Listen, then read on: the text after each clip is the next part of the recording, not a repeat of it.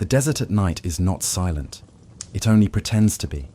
If you stand long enough on the wind-scoured plateau of the Super Valley north of Lima, you will hear it. A low murmur, like a voice speaking through time. Not the cry of an owl or the rustle of a fox hunting in the dark, but something deeper, something that feels older than the stars above. These are the whispers of Caral, a city so ancient it predates the pyramids of Egypt, a city that still breathes beneath its ruined stones. Imagine the setting first. The Supe Valley stretches between mountains and sea, a ribbon of green carved into the brown bones of the desert. By day, the sun presses hard, bleaching the sky into a pale, unforgiving dome.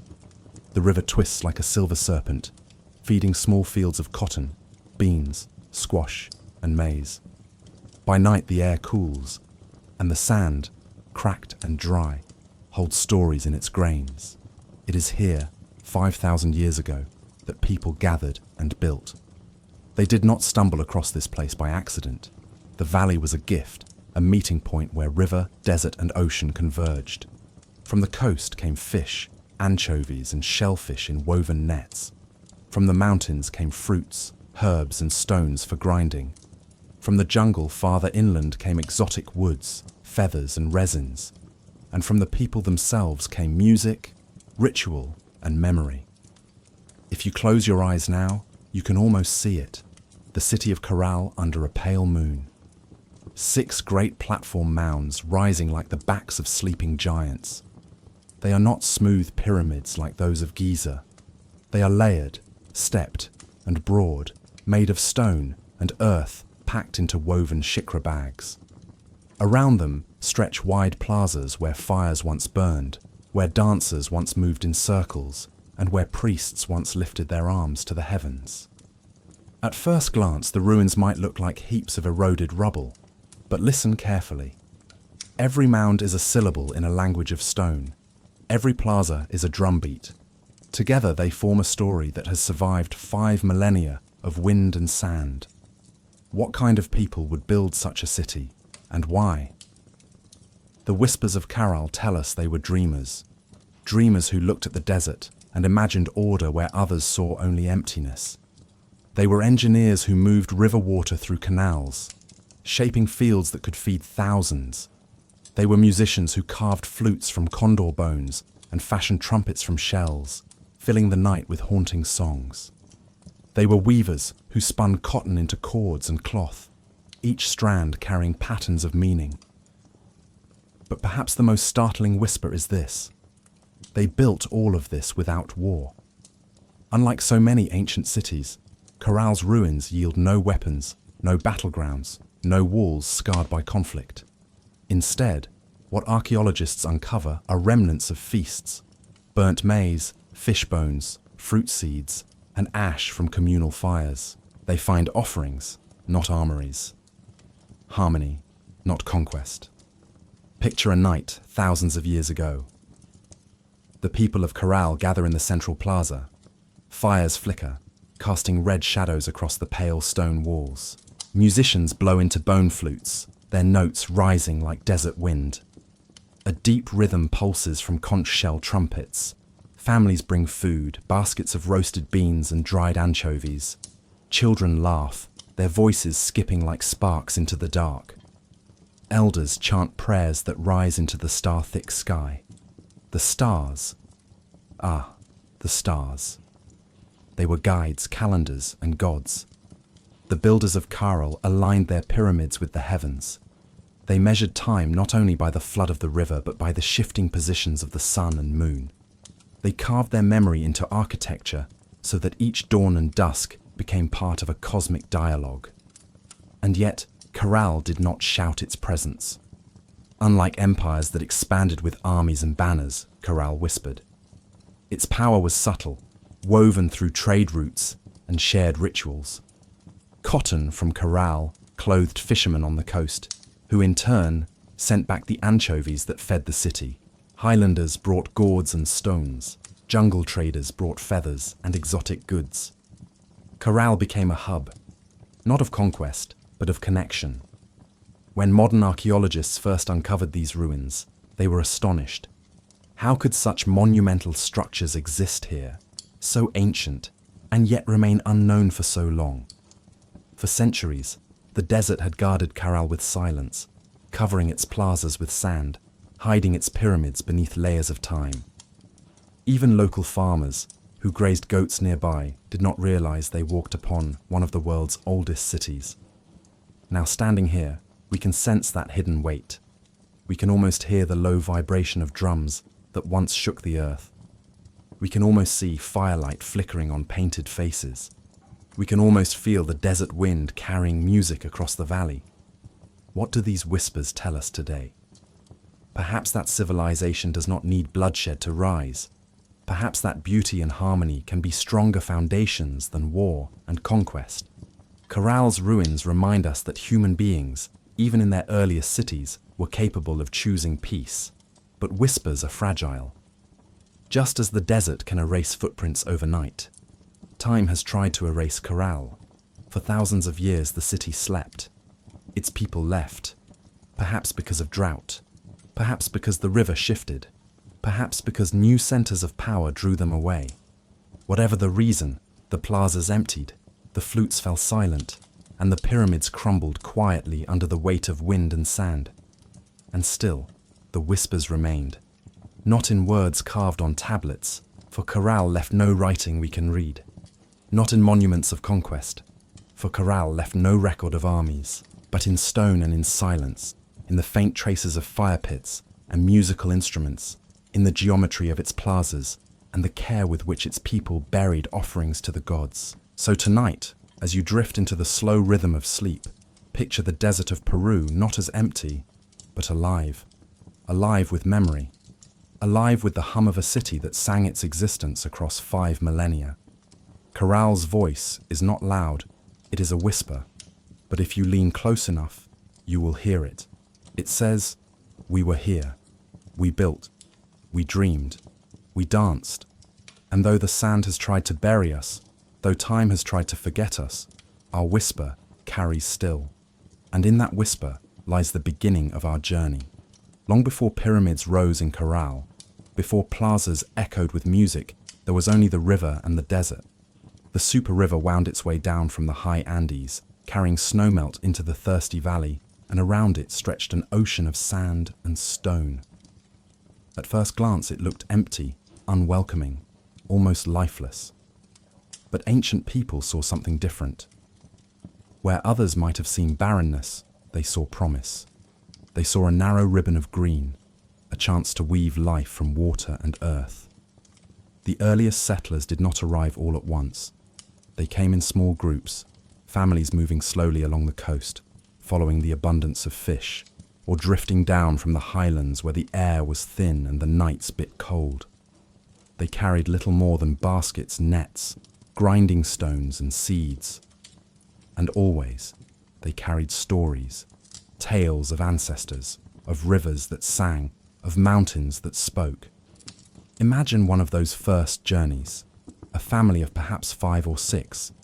Their feet press into sand, leaving shallow prints that the wind will soon erase. They follow the river upstream, where reeds grow thick along the banks and birds rise suddenly from the shallows. The children run ahead, chasing dragonflies that glitter in the sunlight. The parents move more slowly, their eyes scanning the land, calculating. Is the soil here good?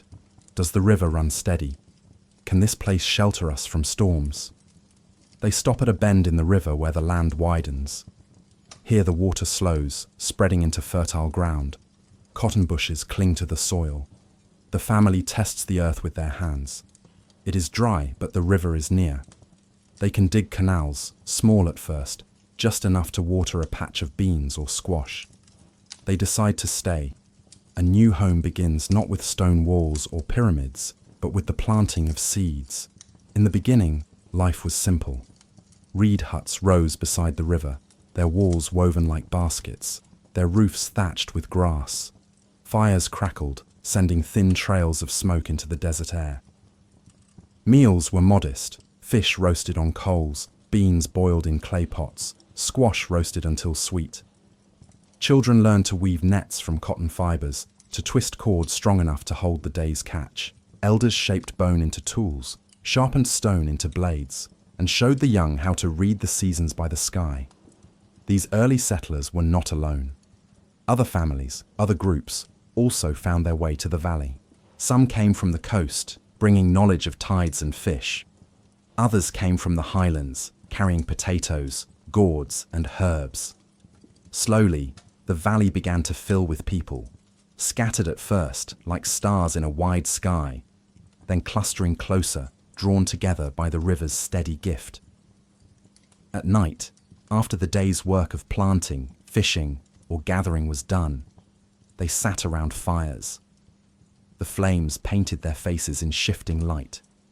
One voice would begin a story of spirits who lived in the mountains, of gods who carried the sun across the sky, of animals who once spoke with humans. Another voice would join in, adding detail, memory, humor. The children listened wide-eyed, their shadows flickering on the walls of the huts.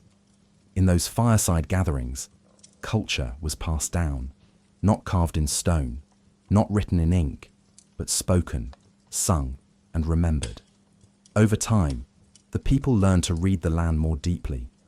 They discovered that cotton, though not edible, was as valuable as food. Cotton fibers twisted into cord, and cord woven into nets, meant more fish from the sea. Fisherfolk along the coast began to trade anchovies and shellfish for cotton thread and woven nets from the valley. The Soup River became more than a lifeline of water. It became a lifeline of trade, pulling distant people into connection. Little by little, these connections wove the fabric of a society. Families who once lived, scattered, began to gather in larger settlements. Fields spread wider, canals grew longer, storage pits held surplus beans and squash. Trade routes stretched farther, to the mountains for obsidian, to the jungle for exotic woods and feathers. A network was forming, though no one would have called it that. They were simply living, exchanging, trusting, and building. What was life like in those first settlements? Picture a morning. The sun rises slowly over the desert, turning the sand pink, then gold. Children wake to the smell of roasting maize. Women sit weaving cotton threads into cloth while singing softly. Men walk to the river with nets slung over their shoulders. A youth sharpens a stone blade for cutting reeds. An elder crouches near a fire, grinding herbs into medicine. All of it small, ordinary, quiet. Yet in these moments lay the seeds of civilization. The settlers learned to honor the river as sacred. Without it, the desert would reclaim everything. They gave offerings, small gourds, handfuls of maize, feathers, to the water spirits, asking for steady flow and gentle floods. They built shrines of stone along the banks, humble at first, but carrying deep meaning. These were not monuments of power, but gestures of gratitude. Seasons passed. Children grew into adults and adults into elders. Graves were dug carefully, bodies wrapped in cotton, offerings placed beside them. Death was not seen as an end, but a journey, a passage to join the ancestors who whispered in the wind. Even in these early days, there was a sense that life and death, planting and harvest, river and desert, were all part of a great circle. As the population grew, so did the need for order. Who decides where new fields are planted? Who organizes the digging of canals? Who speaks with traders from afar? Slowly, leaders emerged, not kings with crowns or soldiers with weapons, but respected elders, skilled organizers, wise voices. Authority flowed from trust, not fear. A leader was one who could speak for the people, guide rituals, and keep harmony between families. This was the foundation upon which Caral would later rise: cooperation, respect, and a shared rhythm with the land. Archaeologists today find traces of these early settlements: small fire pits, remnants of reed huts, fragments of nets, bones of anchovies carried from the sea. Each fragment is a whisper, a piece of a puzzle that tells us how a handful of families grew into one of the world's first great cities. But perhaps the greatest clue lies not in what they left, but in what they did not. There are no weapons buried in the soil, no signs of fortresses or battles. Their beginnings, like their future, were not carved in conquest.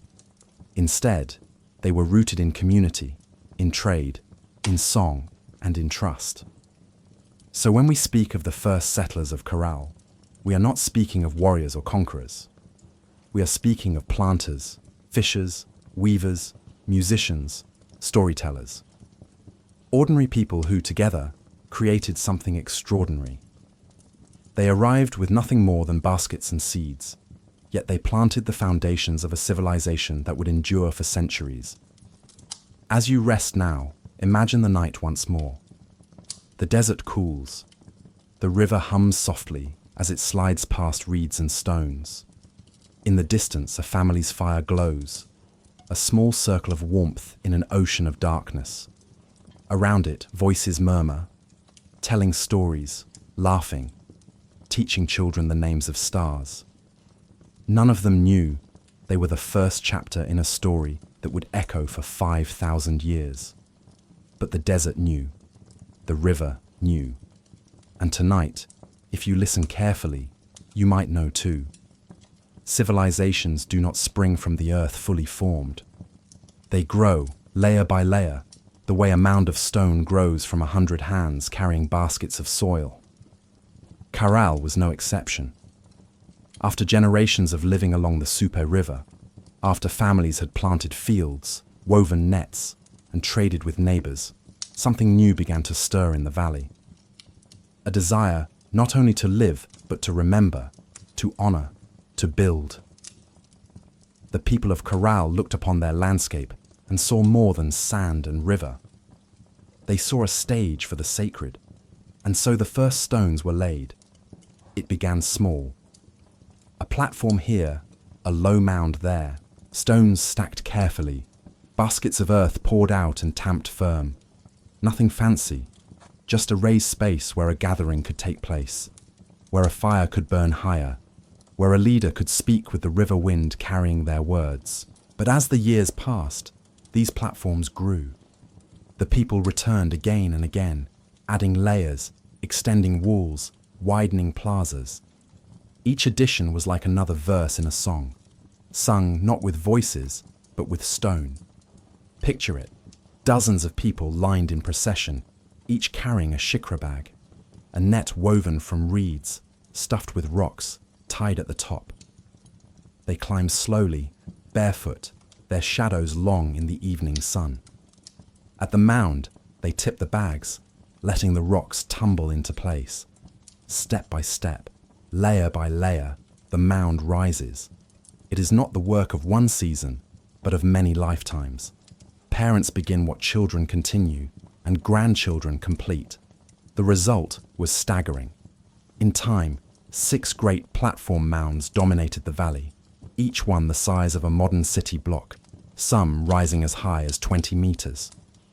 Around them stretched plazas, open spaces wide enough for hundreds to gather. These were not tombs like the pyramids of Egypt, nor fortresses like the ziggurats of Mesopotamia. They were theaters of the sacred, stages for ritual, music, fire, and community.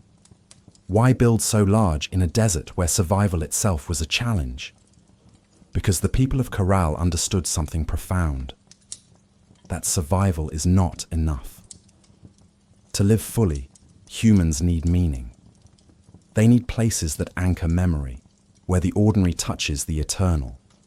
The pyramids of Caral were not only piles of stone, they were bridges between earth and sky, between human hands and divine mystery. Imagine a ceremony at the height of Caral's power. The plaza fills with people, their cotton clothes dyed in patterns of ochre and black. Musicians take their places with bone flutes and conch shell trumpets. Dancers paint their faces, their bodies moving in rhythm with the pounding of drums. In the center, a priest lights a fire.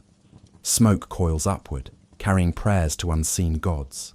The pyramids loom above, their terraces crowded with onlookers. The desert night pulses with song and flame. The architecture itself seems to breathe.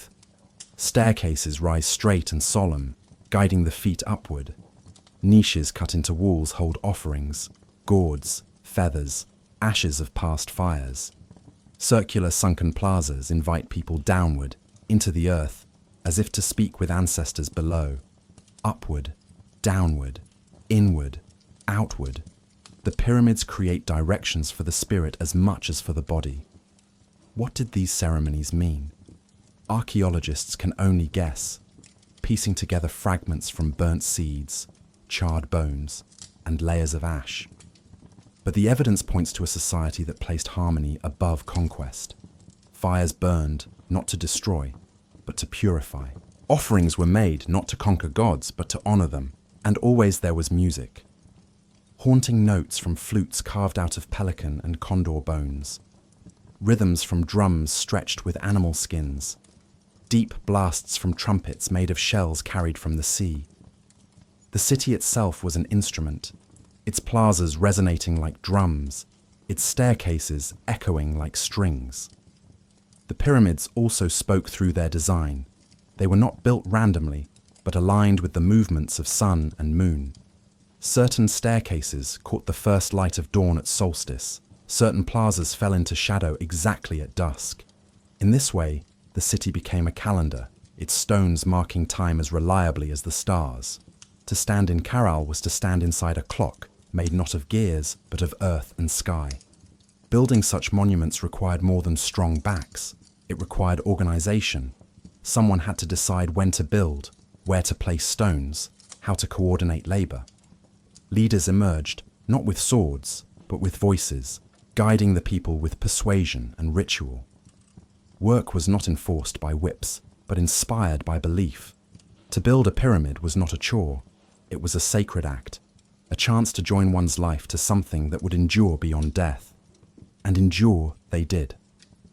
5,000 years later, the mounds still rise above the desert, their outlines softened but unbroken. The shikra filled with stones and earth, still hold firm, a testament to patience and skill. Yet even as the pyramids rose, daily life continued around them. Farmers still bent over fields of beans and squash. Fishers still wove nets from cotton and cast them into the sea. Children still chased each other through the reeds, laughing. The pyramids were not separate from life. They were woven into it, as ordinary as planting and as extraordinary as prayer. One can imagine a child of Caral, standing barefoot on the plaza stones, watching the adults carry shikra bags up the slope. Perhaps she holds a small basket herself, eager to help, her face lit by pride. She does not yet know the word civilization. She does not know that her city will one day be called the oldest in the Americas. She only knows that she belongs to something vast and sacred, something greater than her own small life. The pyramids taught such lessons wordlessly. To climb their steps was to rise above the dust of daily toil. To descend into the sunken plazas was to remember roots, ancestors, and the earth itself. To stand in the wide plaza, surrounded by thousands, was to feel the power of community. Many voices, many hands, one heartbeat. Even in ruin, the pyramids whisper these lessons. Their stones may be cracked, their stairways crumbled, but the design still speaks. The silence of the desert only sharpens their voice. And so we return to the image with which we began, the desert at night, alive with whispers. Now, those whispers take form. Pyramids rising from sand like frozen waves, plazas glowing with firelight, music swelling under the stars. The people of Caral built not for power, not for war, but for wonder. They built so that their lives would echo, not vanish. This is why we remember them. This is why we listen still. The stones of Caral may have shaped plazas and pyramids, but its soul was made of sound. In the stillness of the desert night, long after fires had burned low and stars glittered like scattered shells across the sky, music rose. Notes from bone flutes drifted upward like smoke, curling into the air, joining the rhythm of the wind. The city did not sleep in silence. It breathed in music. Music is one of humanity's oldest companions. Before there were words carved into clay or laws written on parchment, there were voices raised in song, hands clapping, feet stamping, instruments singing. For the people of Caral, music was not decoration. It was the language of the sacred, the bridge between the human and the divine. Archaeologists, brushing away sand and soil, have uncovered delicate treasures that prove this truth. Dozens of flutes, carved from the hollow bones of condors and pelicans. Trumpets, shaped from conch shells, their spirals cut open to release a voice as deep as the sea. Whistles that mimic bird calls, some painted with designs of snakes and feathers. When first discovered, they looked fragile, almost too delicate to have survived 5,000 years. Yet when lifted to the lips and played, they still sang, thin, trembling, but unmistakably alive. Imagine standing in the plaza of Caral as dusk settles. Hundreds gather, their voices hushed. The first sound comes not from a drum or flute, but from silence itself. The kind of silence that makes you lean forward, expectant. Then a single flute begins, its note high and clear, slicing the air like a bird's cry. Another flute answers, lower, slower, weaving a harmony. A drum begins to beat, steady and deep, like the pulse of the earth itself. Soon the conch trumpets join, their roar shaking the stones, echoing off the pyramids. The music swells until it feels as if the entire desert is vibrating. But Caral's music was not for entertainment. It was for transformation. To play a flute carved from the bone of a condor was to invite the spirit of the bird to join the gathering. To blow into a shell from the sea was to carry the voice of the ocean into the desert. Each note was a prayer, each rhythm a ritual, each song a bridge to the unseen. Children learned this from an early age. They watched their elders blow carefully into bone flutes, fingers dancing over holes carved with precision. They listened to the thrum of drums stretched with animal skin, to the shiver of rattles made from gourds filled with pebbles. Soon they joined in, their small hands clumsy at first, then skilled. Music was not a skill to be reserved for a few. It was woven into life. Music accompanied planting. As seeds were pressed into soil, flutes piped to cool the rain. Music accompanied harvest.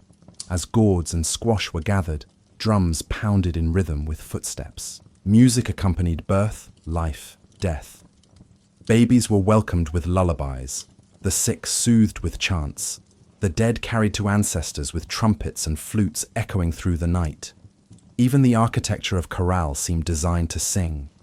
The circular sunken plazas amplified sound, turning a flute's whisper into a voice that carried to every ear.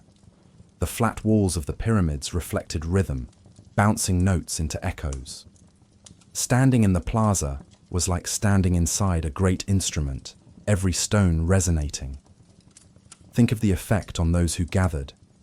A farmer who spent his day in the fields, bent over beans, now stands in the plaza, surrounded by sound. A fisher who cast nets into the sea now lifts his face to the stars, his body trembling with the vibration of conch trumpets. A child claps in rhythm, eyes wide with wonder. Music lifted them from their daily burdens into something larger, something shared. There is a whisper here, a lesson carried across millennia.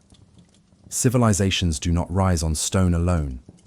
They rise on rhythm, on harmony, on shared song. Music binds people together, smoothing conflict, lifting spirits, teaching memory. Even without writing, the people of Caral could carry history in song. The rise of the river, the movement of the stars, the lineage of ancestors, all could be remembered in melody. And so the echoes remain. When modern musicians lift those ancient flutes to their lips, they do not only play notes, they awaken voices. The desert seems to stir. It is as if the bones, shaped so carefully 5,000 years ago, still hold the breath of those who first played them. Each vibration carries memory, each sound a reminder. Caral sang. But why music? Why invest so much in sound when survival was already hard in the desert? Perhaps because sound is lighter than stone. It carries farther. It slips past the walls of time more easily than written words. Where clay tablets crumble and parchment fades, melodies remain, haunting, unforgettable. The people of Caral may not have written books, but they compose symphonies of memory. Consider also the silence between the notes, the rests, the pauses. In those quiet spaces, the desert itself became part of the music. The wind whistling over dunes, the crackle of fire, the distant call of night birds, all of it folded into the rhythm. Music was not only made by human hands, it was a collaboration with the world. Perhaps this is why Caral endured so long without war. A people who sing together, who breathe together in rhythm, who gather not for battle but for song, discover unity that armies cannot enforce. Music taught them harmony, not just in sound, but in society. So tonight, as you drift, imagine the echoes of Caral. Hear the high cry of a flute, the deep roar of a conch, the steady heartbeat of a drum. Hear children's voices weaving laughter through the rhythm. Hear the silence in between, filled with desert wind. Close your eyes and let it wash over you. The music of Caral is not gone. It hums still, quiet but insistent, waiting for ears to listen. And if you listen carefully, you may feel it vibrating in your chest, as if your own heartbeat has joined the ancient rhythm. This was Caral's gift, to remind us that civilization is not only stone and survival, but song. A song sung together, across time, across silence, across the desert sands. Close your eyes for a moment and imagine yourself standing on a high ridge, overlooking the broad Super Valley, as the afternoon sun stretches golden light across the desert floor. From this vantage point, Caral does not appear as an isolated city. It feels more like the heart of a great wheel, its pyramids like spokes radiating out, its plazas like the hub where people gather. And if you listen, not with your ears but with your imagination, you can hear the faint rumble of feet, the clatter of woven baskets, the jingling of shells and stones. Caral, 5,000 years ago, was alive with movement.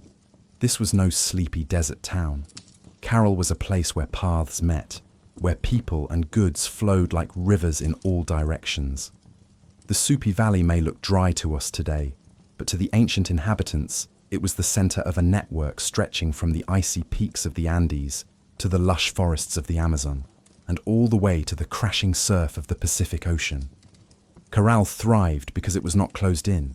It was open, reaching outward with invisible arms of trade. Let us begin with cotton. In Caral's time, cotton was as precious as silver or oil might be today. It was not eaten, but it clothed people, carried goods, and tied their world together. The fertile soils along the Soup River allowed farmers to grow cotton in abundance. Unlike maize, which came later, or potatoes, which grew higher in the Andes, cotton was the lifeblood of Caral's economy. Picture women and men in their homes, spinning raw cotton into thread, their fingers moving with practiced grace. The hum of spindle whirls filled the air, a gentle rhythm of creation. That thread was then woven into nets, massive fishing nets capable of scooping entire schools of anchovies and sardines from the Pacific waters. These nets traveled to coastal communities, where fishermen hauled in the ocean's bounty. In return, fish, dried and salted, made their way back inland to Caral, providing protein for the growing city. But cotton was more than a fishing tool.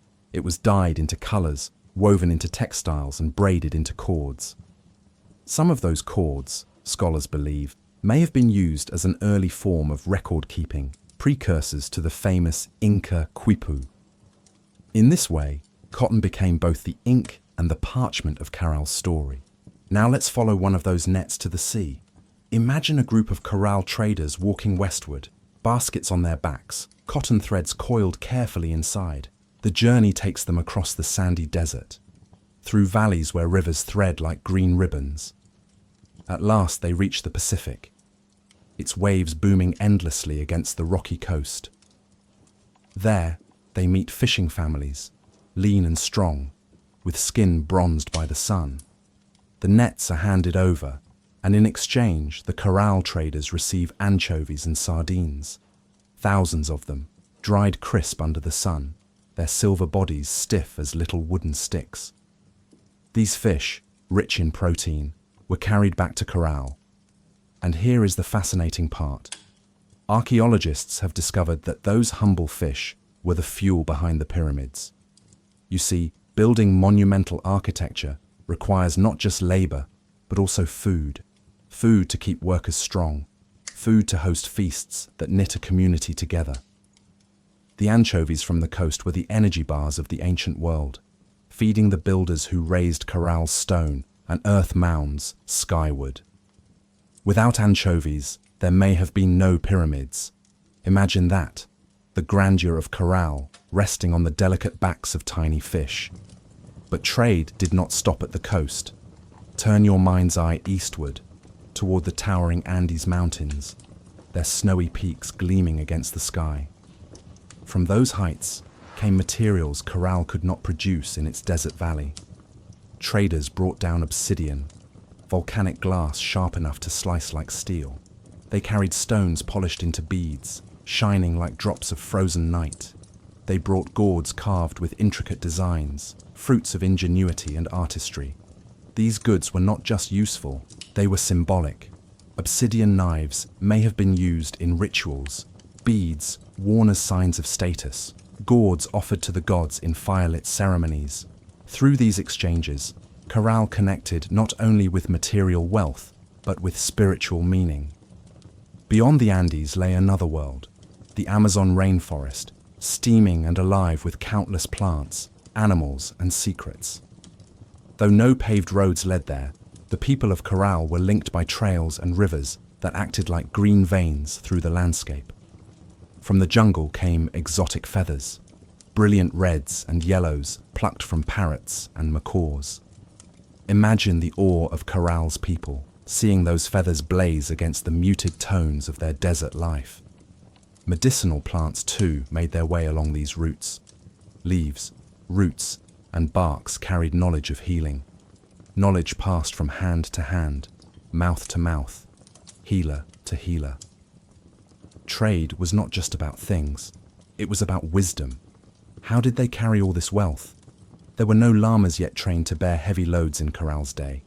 Instead, people themselves were the carriers. Picture long lines of men and women walking barefoot over the sand, balancing baskets on their backs with tump lines across their foreheads. Step after step, mile after mile, their bodies were the engines of commerce. But even without wheels, even without beasts of burden, the system worked. Trails crisscrossed the landscape, invisible highways worn into the earth by generations of footsteps. Along these paths, stories traveled, songs traveled, and ideas traveled too. One of the most astonishing things about Caral's trade system is what archaeologists have not found: weapons. In the ruins of Caral, there are no spears, no shields, no fortifications. Unlike other ancient centers of power, Caral does not seem to have been built on conquest. Instead, its influence spread through exchange, through giving, sharing, and receiving. Think of the message that sends: a civilization could rise not by the sword, but by the basket. Caral's pyramids stood tall because of cooperation, not domination. Its wealth came from weaving connections, not cutting them apart. When goods arrived at Caral, they did not vanish into locked storerooms. They became part of community life. Imagine a great feast on the plaza floor, firelight dancing against pyramid walls, anchovies sizzle on flat stones, gourds overflow with fruits, people sing to the sound of bone flutes and conch shells. As they eat, they share stories of where the food and objects came from: the distant seas, the snowy mountains, the green forests. Every bite was a reminder that Caral was not alone. Every trade good was a thread in a vast tapestry connecting valley to valley, people to people. Today, as we walk among Caral's silent ruins, we cannot see the old trade routes. The nets have rotted, the fish are gone, the feathers long since turned to dust. But their ghostly presence remains in the soil, in the bones, in the woven cords preserved under layers of sand. Caral whispers to us that civilization is not built only with stones. It is built with networks, with relationships stretching beyond the horizon. And so, as night falls on the desert and stars wheel overhead, picture Caral not as a lonely city, but as a beating heart. With every trade, with every exchange, the heart pulsed, sending lifeblood outward and drawing it back in again.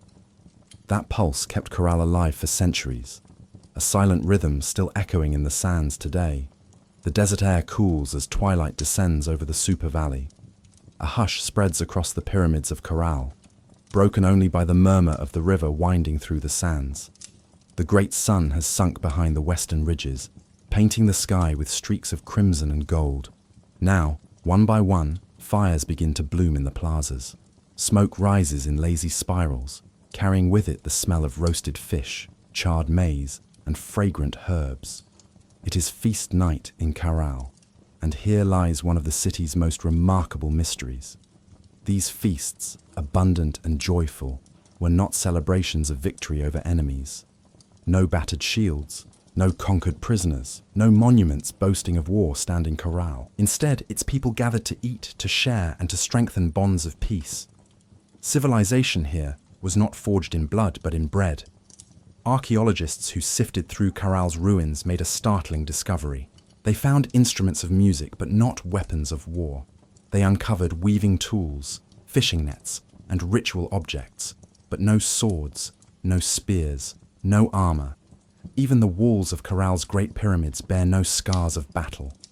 Unlike Mesopotamian city-states, which built walls to keep invaders out, Caral's plazas were open, inviting, and communal. This absence speaks loudly. Caral was not organized around warfare. It was organized around cooperation. And the heart of that cooperation beat strongest during feasts. Picture one of those evenings. The people of Caral gather in the broad, sunken plazas. Stone stairways lead downward, surrounding them with sloping walls like an embrace. At the center, fires crackle, casting a warm glow that softens the harsh desert night. Families bring baskets of food, dried anchovies from the coast, beans and squash from the valley fields, fruits and gourds carried from distant jungles. The aroma mixes into a perfume of abundance. As food is shared, voices rise in laughter, in song, in stories retold under the stars. Such banquets were not mere indulgence. They were the glue that held society together.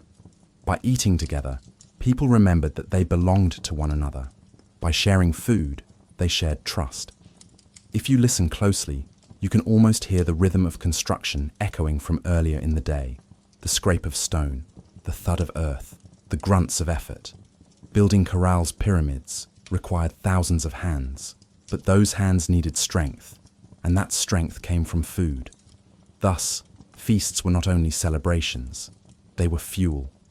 The dried anchovies, carried up from the coast, became the protein that powered laborers. Imagine builders resting from a long day, sitting cross-legged in the plaza, chewing on salted fish, the taste sharp and briny, the nourishment steady. Every bite became a brick in the pyramid.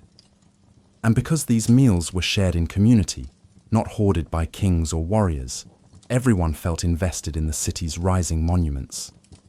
Each pyramid, each platform mound, was the collective work of stomachs filled and spirits lifted. No feast in Caral was silent. Excavations have unearthed dozens of bone flutes, carefully crafted from condor and pelican bones, and conch shell trumpets that boomed like the voice of the sea itself. Imagine the soundscape, the high, sweet notes of flutes weaving through the night air, joined by the deep, resonant blare of conch horns. The music rises above the crackling fires, mingling with laughter and song. Children dance in the plaza's dust, their shadows stretching long against the firelight. Elders sway gently, remembering the stories of their ancestors. Here, music was not background noise. It was ceremony, it was offering, it was participation in something larger than oneself. To play a flute was to join the feast, not only with hands and mouth, but with breath and soul. In other parts of the world, feasts often followed conquest. Spoils of war divided among victors, prisoners displayed, enemies humiliated. But in Caral, ritual life did not revolve around war. It revolved around harmony.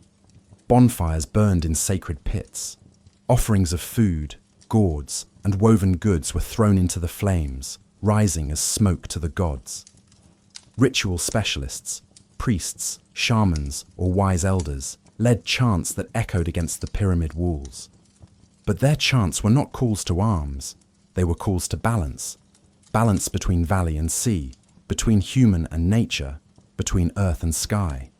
Peace was the foundation on which ritual was built, and ritual, in turn, reinforced peace. Even Caral's architecture hints at its feast-centered society. The sunken plazas were not made for battle drills. They were designed for gathering. Their circular and rectangular shapes drew people inward, focusing attention on the group rather than on an individual ruler. Imagine standing at the base of a pyramid, looking down into a circular plaza where hundreds gather. The fire at the center glows like a sun, and people ring it in layers, like planets around a star. From above, the scene looks cosmic, as if the feast mirrors the heavens themselves. Food becomes orbit. Music becomes gravity. Community becomes the cosmos in miniature. One might ask, who organized these feasts? Was there a king at Caral or a ruling warrior class? The ruins give few clues. Unlike Egypt's pharaohs, no massive tombs of singular rulers dominate the site. Instead, Caral seems to have been led by a council of leaders, perhaps elders or priests, who guided society not through violence, but through ritual authority. Feasts were their stage. By sponsoring communal banquets, these leaders won loyalty not by fear, but by generosity. They fed their people, not their armies, and in return, the people built pyramids that were not fortresses, but temples of peace. Modern scholars suggest that Caral's peace was practical as well as ideal. In a harsh desert landscape, survival required cooperation. Water for irrigation had to be shared fairly. Cotton and food had to flow smoothly between coast and valley. A war would have severed those lifelines. Thus, Caral's leaders chose the path of plenty rather than plunder. Their feasts embodied sustainability. Instead of stockpiling goods in secrecy, they redistributed them openly, creating bonds of trust. Instead of wasting resources on weapons, they invested in plazas, music, and ritual. The feast was not only social, it was ecological. Close your eyes and imagine tasting the feast yourself. A bite of roasted squash, sweet and earthy. A handful of beans, filling and warm. A strip of dried fish, salty as the ocean breeze. The crunch of toasted maize. The sharp bite of herbs ground into sauces. Each flavor carries a story. The sea, the field, the mountain, the jungle. To eat at Caral was to taste geography. Every meal was a map, a reminder of the invisible network that tied distant lands into one shared table. Now, millennia later, Caral lies silent. The plazas are empty, the fires long cold. Yet when archaeologists sift through the ashes, they still find traces: carbonized seeds, fish bones, broken gourds. These are the ghostly leftovers of ancient feasts. They whisper of nights when the city was alive with laughter, when music floated to the stars, when peace was stronger than war. As we stand in the ruins, we too can imagine gathering around those fires, our hands extended to receive food, not as individuals, but as part of a greater whole. Caral teaches us that civilization does not need to march to the drum of battle. It can dance to the flute of celebration. The feast fades into memory. The fires burn lower, the music softens. Children fall asleep in their parents' arms. Stars glitter above the pyramids, cold and eternal, watching as humanity takes one of its earliest steps toward organized life, not through war, but through supper shared. And in the silence that follows, Caral still whispers across time, peace is possible. A city can thrive without swords if its people hold one another by the hand and share the food upon their tables. The night winds sweep gently over the pyramids of Caral, carrying with them the faint rustle of woven cloth. Though no garments remain intact after 5,000 years, fragments tell us a story. The people of Caral were not only builders of stone but weavers of thread. Their civilization was stitched together as much by cotton as by earth, and every strand carried memory, meaning, and connection. Let us walk, in imagination, into one of Caral's households. The firelight glows low in the corner, shadows flicker across adobe walls, and a woman sits cross-legged with a spindle in hand. Cotton fibers, combed into soft clouds, rest in her lap.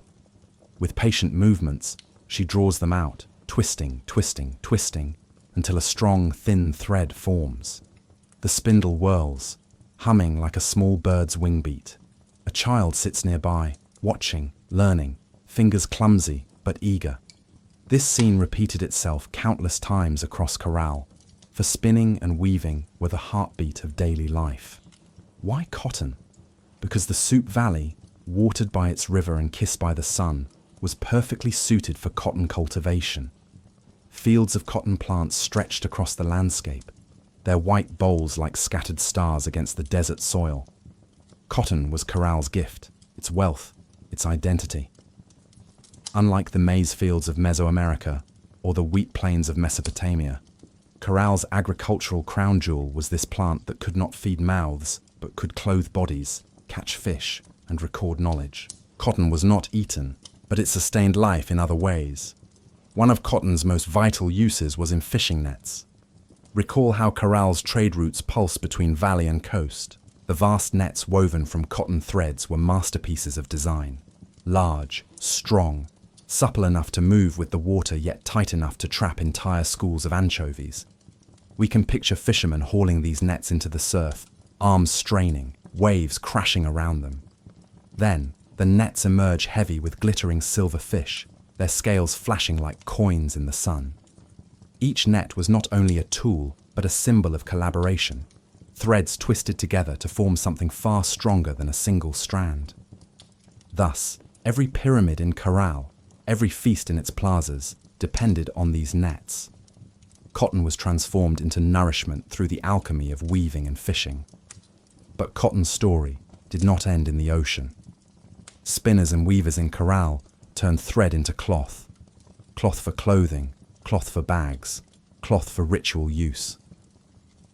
Patterns may have been simple at first, but even simple patterns carried beauty. Dyed threads in hues of brown, yellow, and red added variety. Imagine walking through Caral's plazas during a feast. You would see men and women dressed in woven tunics, some plain, others decorated with bands of color. Children wear small wraps. Elders drape themselves in heavier cloths against the desert chill. Even ropes and slings, tools for carrying and hunting, were braided from cotton fibers. Everywhere you looked, thread connected people to their environment. Not all textiles were equal. Finer cloth, woven with tighter threads, or dyed in richer colors, may have been reserved for leaders or ritual specialists. Some garments could have been symbols of authority, marking those who guided ceremonies in the plazas. Just as in Egypt, fine linen set apart nobles from peasants, in Caral woven cotton may have spoken silently of status. And yet, unlike the golden crowns of kings or jeweled thrones of emperors, these signs of rank were soft, flexible, and made by communal hands. Authority in Caral was clothed, not armored. Now we turn to one of the most intriguing mysteries of Caral, the cords.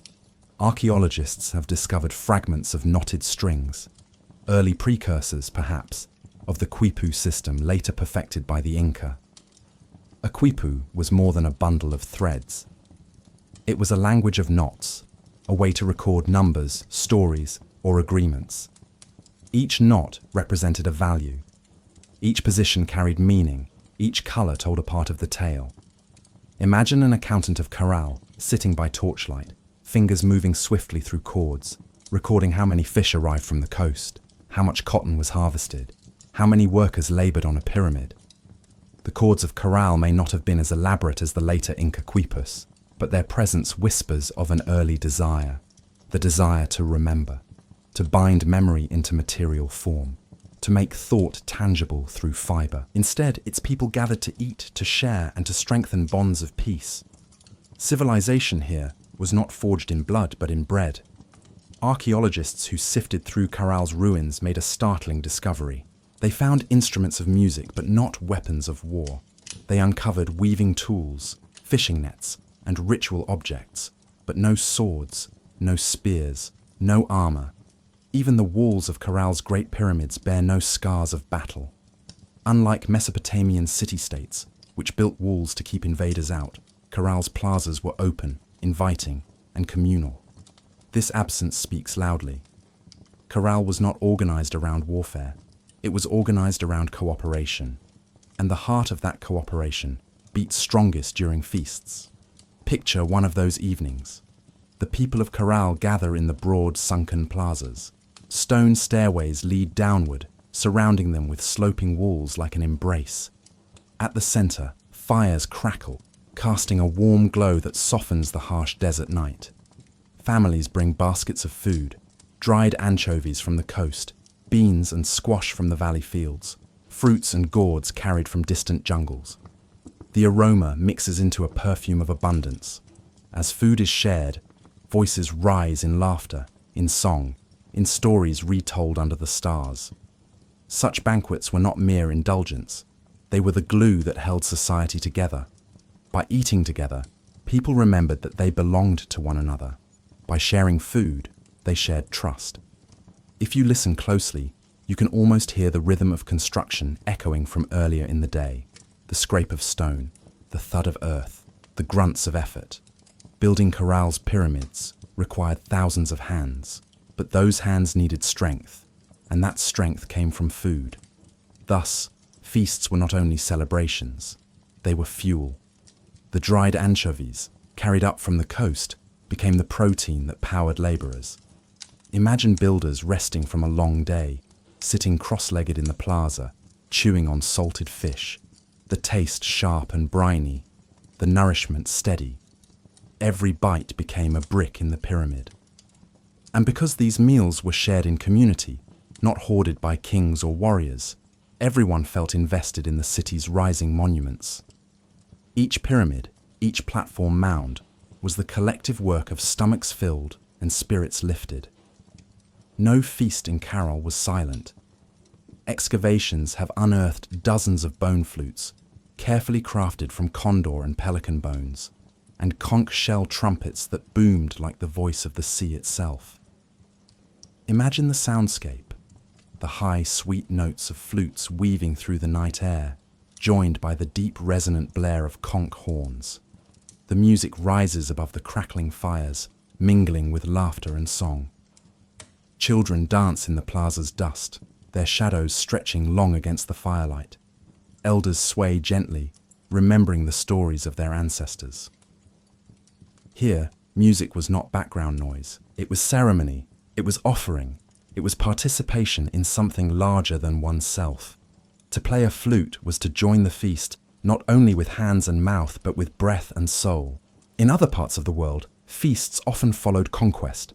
Spoils of war divided among victors, prisoners displayed, enemies humiliated. But in Caral, ritual life did not revolve around war. It revolved around harmony. Bonfires burned in sacred pits. Offerings of food, gourds, and woven goods were thrown into the flames, rising as smoke to the gods. Ritual specialists, priests, shamans, or wise elders led chants that echoed against the pyramid walls. But their chants were not calls to arms. They were calls to balance. Balance between valley and sea, between human and nature, between earth and sky. Peace was the foundation on which ritual was built, and ritual, in turn, reinforced peace. Even Caral's architecture hints at its feast-centered society. The sunken plazas were not made for battle drills. They were designed for gathering. Their circular and rectangular shapes drew people inward, focusing attention on the group rather than on an individual ruler. Imagine standing at the base of a pyramid, looking down into a circular plaza where hundreds gather. The fire at the center glows like a sun, and people ring it in layers, like planets around a star. From above, the scene looks cosmic, as if the feast mirrors the heavens themselves. Food becomes orbit. Music becomes gravity. Community becomes the cosmos in miniature. One might ask, who organized these feasts? Was there a king at Caral or a ruling warrior class? The ruins give few clues. Unlike Egypt's pharaohs, no massive tombs of singular rulers dominate the site. Instead, Caral seems to have been led by a council of leaders, perhaps elders or priests, who guided society not through violence, but through ritual authority. Feasts were their stage. By sponsoring communal banquets, these leaders won loyalty not by fear, but by generosity. They fed their people, not their armies, and in return, the people built pyramids that were not fortresses, but temples of peace. Modern scholars suggest that Caral's peace was practical as well as ideal. In a harsh desert landscape, survival required cooperation. Water for irrigation had to be shared fairly. Cotton and food had to flow smoothly between coast and valley. A war would have severed those lifelines. Thus, Caral's leaders chose the path of plenty rather than plunder. Their feasts embodied sustainability. Instead of stockpiling goods in secrecy, they redistributed them openly, creating bonds of trust. Instead of wasting resources on weapons, they invested in plazas, music, and ritual. The feast was not only social, it was ecological. Close your eyes and imagine tasting the feast yourself. A bite of roasted squash, sweet and earthy. A handful of beans, filling and warm. A strip of dried fish, salty as the ocean breeze. The crunch of toasted maize. The sharp bite of herbs ground into sauces. Each flavor carries a story. The sea, the field, the mountain, the jungle. To eat at Caral was to taste geography. Every meal was a map, a reminder of the invisible network that tied distant lands into one shared table. Now, millennia later, Caral lies silent. The plazas are empty, the fires long cold. Yet when archaeologists sift through the ashes, they still find traces: carbonized seeds, fish bones, broken gourds. These are the ghostly leftovers of ancient feasts. They whisper of nights when the city was alive with laughter, when music floated to the stars, when peace was stronger than war. As we stand in the ruins, we too can imagine gathering around those fires, our hands extended to receive food, not as individuals, but as part of a greater whole.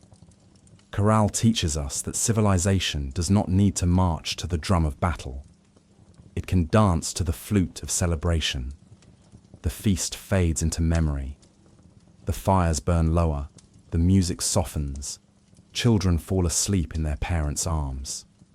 Stars glitter above the pyramids, cold and eternal, watching as humanity takes one of its earliest steps toward organized life, not through war, but through supper shared. And in the silence that follows, Caral still whispers across time, peace is possible. A city can thrive without swords if its people hold one another by the hand and share the food upon their tables. The night winds sweep gently over the pyramids of Caral, carrying with them the faint rustle of woven cloth. Though no garments remain intact after 5,000 years, fragments tell us a story. The people of Caral were not only builders of stone but weavers of thread. Their civilization was stitched together as much by cotton as by earth, and every strand carried memory, meaning, and connection. Let us walk, in imagination, into one of Caral's households. The firelight glows low in the corner. Shadows flicker across adobe walls, and a woman sits cross-legged with a spindle in hand. Cotton fibers, combed into soft clouds, rest in her lap. With patient movements, she draws them out, twisting, twisting, twisting, until a strong, thin thread forms. The spindle whirls, humming like a small bird's wing beat. A child sits nearby, watching, learning, fingers clumsy but eager. This scene repeated itself countless times across Caral, for spinning and weaving were the heartbeat of daily life. Why cotton? Because the Soup Valley, watered by its river and kissed by the sun, was perfectly suited for cotton cultivation. Fields of cotton plants stretched across the landscape, their white bowls like scattered stars against the desert soil. Cotton was Caral's gift, its wealth, its identity. Unlike the maize fields of Mesoamerica or the wheat plains of Mesopotamia, Caral's agricultural crown jewel was this plant that could not feed mouths, but could clothe bodies, catch fish, and record knowledge. Cotton was not eaten, but it sustained life in other ways. One of cotton's most vital uses was in fishing nets. Recall how Caral's trade routes pulsed between valley and coast. The vast nets woven from cotton threads were masterpieces of design. Large, strong, supple enough to move with the water yet tight enough to trap entire schools of anchovies.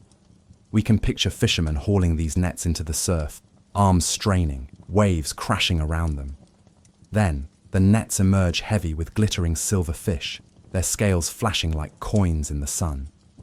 Each net was not only a tool, but a symbol of collaboration. Threads twisted together to form something far stronger than a single strand. Thus, every pyramid in Caral, every feast in its plazas, depended on these nets. Cotton was transformed into nourishment through the alchemy of weaving and fishing. But cotton's story did not end in the ocean. Spinners and weavers in Caral turned thread into cloth. Cloth for clothing, cloth for bags, cloth for ritual use. Patterns may have been simple at first, but even simple patterns carried beauty. Dyed threads in hues of brown, yellow, and red added variety. Imagine walking through Caral's plazas during a feast. You would see men and women dressed in woven tunics, some plain, others decorated with bands of color. Children wear small wraps. Elders drape themselves in heavier cloths against the desert chill. Even ropes and slings, tools for carrying and hunting, were braided from cotton fibers. Everywhere you looked, thread connected people to their environment. Not all textiles were equal. Finer cloth, woven with tighter threads, or dyed in richer colors, may have been reserved for leaders or ritual specialists. Some garments could have been symbols of authority, marking those who guided ceremonies in the plazas. Just as in Egypt, fine linen set apart nobles from peasants, in Caral woven cotton may have spoken silently of status. And yet, unlike the golden crowns of kings or jeweled thrones of emperors, these signs of rank were soft, flexible, and made by communal hands. Authority in Caral was clothed, not armored.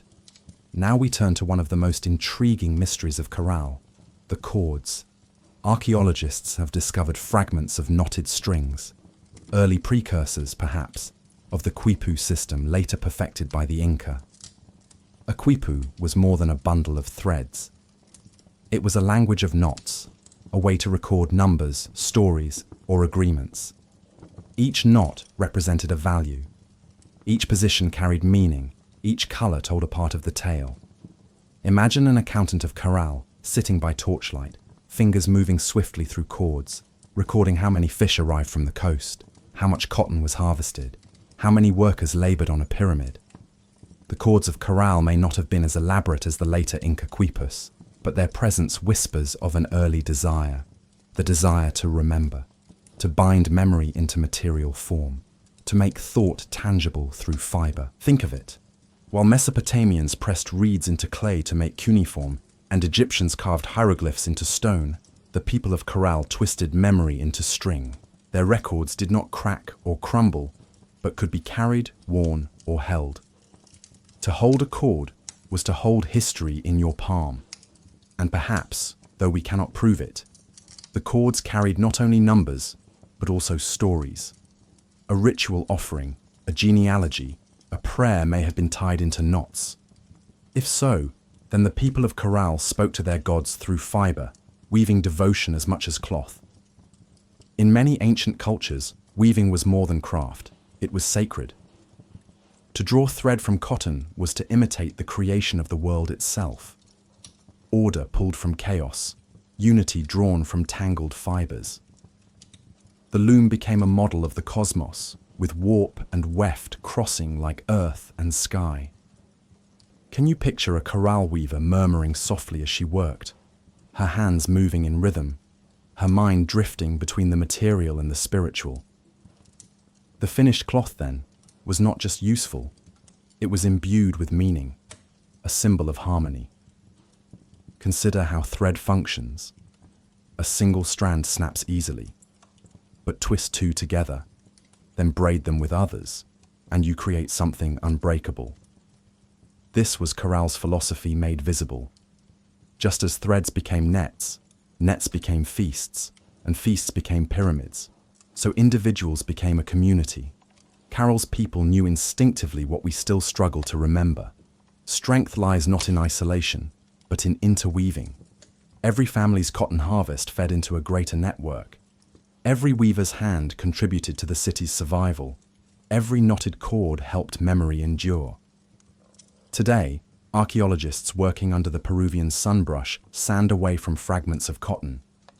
The fibers, yellowed with age, crumble at the touch. Yet even in ruin, they tell us that Caral was a civilization of softness as much as stone. Without cotton, Caral could not have thrived. One can imagine the excitement when researchers uncovered knotted cords, the earliest evidence of such a system in the Americas. These small, fragile artifacts expand our definition of writing, reminding us that literacy is not always ink on paper. Sometimes it is fiber twisted and tied. What does this mean for us today? Perhaps it means that civilization is not always loud. It is not always bronze swords, stone walls, and iron chariots. Sometimes it is quiet fingers spinning thread in the glow of a hearth. Sometimes it is the patience of weaving, knot by knot, row by row. Sometimes the most enduring legacy is not the pyramid, but the cord.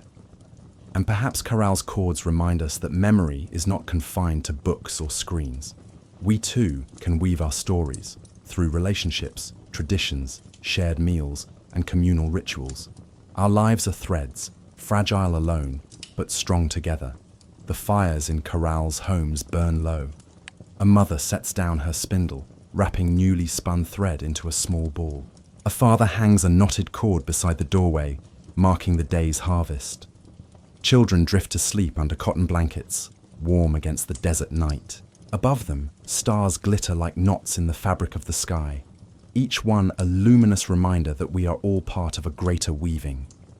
Caral, through its cotton and cords, whispers across time. To weave is to live, to knot is to remember, and to share is to endure. The night is deep now over the Super Valley. Silence presses on the desert, broken only by the whisper of wind moving over sand and stone. But inside Caral's plazas, silence does not reign. Fires roar in sacred pits, their flames licking the darkness, painting the adobe walls of pyramids in living gold. Sparks leap upward, vanishing into the black vault of sky. People gather in circles around the blaze, their faces glowing, their shadows long. This was Caral's heartbeat after sunset, ritual by firelight. A city that left us no weapons and no armies gave us instead the traces of ceremony, charred bones, ashes, offering pits, and instruments of music. To understand Caral is to enter its fires, where the people of the desert spoke with their gods through flame, smoke, and song.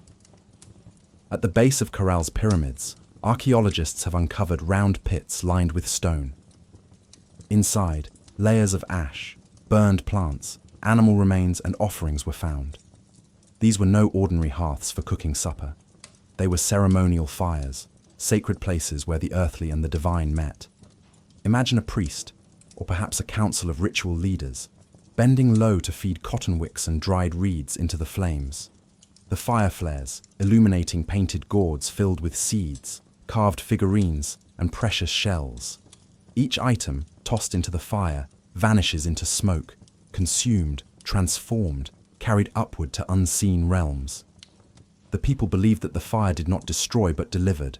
Offerings became messages, carried in the smoke to gods who watched from sky and star. Caral's fires were not random. They followed rhythms of the sun, the moon, the seasons. Archaeologists suspect that certain plazas were aligned with solar events, such as solstices or equinoxes. Imagine standing in Caral at dawn on the longest day of the year, the sun cresting the horizon and sending its light perfectly across a plaza, igniting ceremony. In this way, ritual fire was a calendar. By lighting flames at the right moment, Caral's people honored the cycles that governed planting and harvest, river flow and fish migration. The fire was both clock and compass, anchoring human life to cosmic order. But what would a Caral ceremony feel like? Let us step into the plaza, not as archaeologists with trowels, but as time travelers. The fire burns in the pit, crackling with energy. Then comes sound, the high, clear song of bone flutes piercing the night air, the deep, booming call of conch trumpets echoing across the valley. The music weaves with the flames, each note like a spark rising into the sky. Drums may have joined in, hands slapping stretched hides, sending rhythms into the earth itself. Together, sound and flame built a bridge between people and cosmos. Children would have stared wide-eyed. Elders would have swayed gently. Dancers may have spun around the fire, their cotton garments flowing, shadows leaping like spirits on the walls of pyramids. What did they place in the fire? Seeds of cotton, maize, beans, symbols of life and sustenance. Shells from the coast, proof of connection to the sea. Beads and stones, gleaming like captured starlight. Even small figurines carved of clay or bone, perhaps representing ancestors, spirits, or deities. By burning these items, Caral's people gave back what the earth and sea had provided. In their minds, this was balance. Take from the world, then return through offering. The fire ensured harmony. Without it, imbalance and misfortune could threaten the fragile valley. What is most striking is what Caral's fires did not consume: human sacrifice. Unlike the later cultures of Mesoamerica, who shed blood to feed the gods, Caral left no evidence of mass sacrifice. Its fires were fed with plants, animals, and objects, but not people. This, too, fits the larger picture of a society oriented toward peace. Ceremony was about connection, not domination, about gratitude, not fear. Fire was not an altar of death, but a hearth of renewal. Who tended these fires? Likely ritual specialists. Men and women trained to interpret signs, to chant prayers, to mediate between human and divine. Their authority was not enforced by armies, but by wisdom and charisma. Picture a priestess with her hair woven into cotton braids, raising her arms toward the flames, chanting words that have long since vanished into the desert wind. Around her, the people fall silent, eyes fixed on the blaze, believing that her voice carries to the gods. These leaders held power not by sword, but by symbol. The fire was their crown, the smoke their scepter. Every ceremony was also a story. The people of Caral had no written language as we know it, but through fire and ritual, they told narratives of creation, of balance, of gratitude. The flames danced like characters on a stage, reenacting cosmic dramas. Children, sitting cross-legged near their parents, would have absorbed these stories in flicker and spark, learning their culture not through scrolls, but through spectacle. For them, the fire was a book, and each blaze another chapter. Beyond the sacred, fire was also social. Gathered around its warmth, people reaffirmed their belonging. Ceremony was not a private act, but a communal one, binding hundreds together in shared awe. When the flames rose, so did their unity. In this way, fire was Caral's bond. It drew people close, melted individual fears into collective strength, and reminded them that they were part of something greater than themselves. Fisherfolk set out at dawn with nets woven of cotton, their feet splashing in the shallows. They caught anchovies, shrimp, and other river fish, which they dried in the sun or traded for inland crops. From the coast, only a short journey away, came even richer bounty: sardines, anchovies, and other marine fish, hauled in by great nets. Coastal communities exchanged this protein-rich treasure for cotton, fruits, and gourds from Caral's valley. Thus, Daily life was interwoven with trade, each meal a reminder of distant neighbors. Back in the city, artisans sat at looms, their fingers nimble as they pulled cotton threads into patterns. Women and men alike may have woven, producing cloth both plain and dyed. Some threads were colored with plants, others with mineral pigments. Nearby, potters shaped clay into bowls and jars, smoothing surfaces with care. Their pottery was plain compared to later cultures, but it served its purpose, holding water, storing grain, cooking stews. Artisans also carved bone flutes, polished beads, and crafted gourds into decorated containers. In these quiet acts of making, Caral's creativity lived, not always grand, but always vital. What of the youngest? Children in Caral had chores, fetching water, gathering reeds, tending fires, but they also played. Imagine them racing through plazas, their laughter echoing off stone walls. They played games with pebbles, rolled gourds like balls, or pretended to be priests, mimicking the rituals they had watched at night. Through play, they rehearsed their future roles: farmers, weavers, fishers, priests. Every laugh was a small rehearsal for adulthood. When midday came, families gathered to eat. Meals were simple but sustaining: stews of beans and squash, maize cakes, dried anchovies rehydrated in broth. Guava fruits provided sweetness, while chili peppers added spice. Feasts, however, were different. On special days, entire communities gathered, bringing food to share. Large pits may have been dug to roast meat, while baskets overflowed with maize and fruit. Music filled the air, and people danced. Feasts were more than meals. They were glue for society, moments when differences dissolved in shared abundance. Daily life also carried sickness and injury. Shamans or healers tended the unwell, using plants from the valley and rituals at the fire. They may have brewed teas from coca leaves, applied poultices of herbs, or blown smoke over the ill to drive away unseen forces. Families cared for one another tenderly. An elder with failing sight would sit near the doorway, warmed by the sun, while children brought water and food. Life was not without hardship, but neither was it without compassion. Caral likely had places of exchange, perhaps open plazas where goods were bartered. Imagine the bustle: fish from the coast, cotton thread, carved beads, gourds filled with beans. It is not hard to picture the people of Caral gathering, entranced, as these flutes pierced the silence of night. Archaeologists have even noticed that some flutes were tuned in groups, designed to be played together. This suggests not random noise, but deliberate harmony, a planned musical system. Caral's people did not just make sound, they made music. Beside the delicate voices of flutes came the thunder of conch shells. Large marine shells, brought from the coast, were carved and hollowed into trumpets. When blown, they produced a deep, resonant call, half song, half roar. Picture the sound rolling across the valley, a note that feels more like a wave than a melody, shaking the earth beneath your feet. The conch's voice was not for gentle entertainment. It was a summons, a signal, a force that commanded attention. In ceremony, the conch may have represented the sea itself, the vast, eternal presence that fed and shaped their world. Though few have survived, it is likely that drums, too, filled Caral's nights. Animal hides, stretched across hollowed gourds or wooden frames, could produce deep, steady beats. The drum's role was simple, yet essential. It gave heartbeat to ceremony. Listen closely, and you might hear it.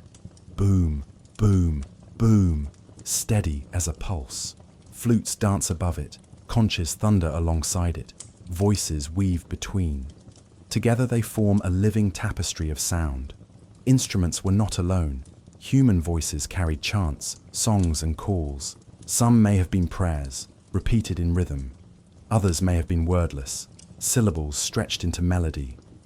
In a city without writing, music and speech merged, preserving memory in rhythm and rhyme. Picture a circle of women chanting softly as they weave, or a group of children singing games in the plaza. Music was not confined to temples. It was everywhere, woven into the fabric of daily life. But in ritual, music reached its fullest power. Imagine standing in Caral's grand plaza at night. Fires blaze in the pits, smoke rises, then comes the sound. First, the clear call of a flute, then another and another, their tones overlapping like voices of birds at dawn. From the edge, a conch blasts, its notes shaking the air. Drums join, steady and powerful, like the heartbeat of the earth itself. The people sway, dancers circle the fire, priests raise their arms. The entire city becomes a single body, moving, singing, vibrating with sound. Music here is not entertainment, it is transformation.